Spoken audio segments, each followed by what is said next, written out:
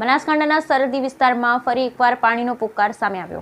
બનાસકાંઠા જિલ્લાના સરહદી વિસ્તારમાં ફરી એકવાર પાણીનો પોકાર સામે આવ્યો છે, જેમાં કેટલાક સરહદી વિસ્તારમાં વાવ અને સુઈ ગામના કેટલાક ગામડાઓમાં છેલ્લા કેટલાક દિવસથી પીવાનું પાણી મળતું નથી, જેથી લોકો પીવાના પાણી માટે સ્થાનિક લોકો તેમજ માલધારીઓ રજળપાટ કરી રહ્યા છે। ત્યારે જો 2 દિવસમાં આ ગામડાઓમાં પીવાનું પાણી નહીં મળે તો માલધારી સમાજના આગેવાન ઠાકરસિંહ રબારીએ ધરણા પર બેસવાની ચીમકી ઉચ્ચારી છે।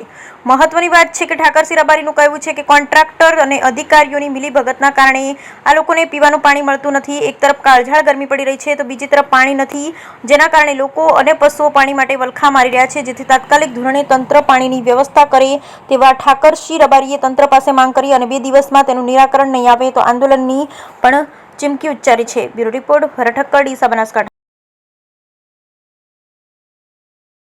રામ રામ।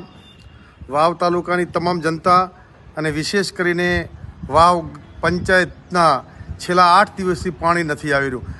વાવ તાલુકાના મીઠાવી ચારણથી માંડીને દૈયપ હોય, ચોથા નેહડા હોય, રાઘા નેહડા હોય, ગામડી હોય, રાછેણા, લોદીણી, બુકણામાં તો યુવાનોની ટીમ મળીને દરેક 50 જણાનું એક આખી ટીમ છે કે રોજનું 1 ટેન્કર પાણીનું ગાયો તરફડી રહી છે। લોકોને આવી કાળઝાળ ગરમીમાં પાણી મળતું નથી અને વાવ સોઈગામ તાલુકામાં દિવ્યા કન્સ્ટ્રક્ટર કંપનીના માલિકને વાવ સોઈગામનું ટેન્ડર આપવામાં આવ્યું છે અને એમને પૂછવામાં આવ્યું કે અધિકારીઓ અમારી પાસેથી ટકાવારી લઈ રહ્યા છે, અમારી પાસે કર્મચારીઓ ઓછા છે।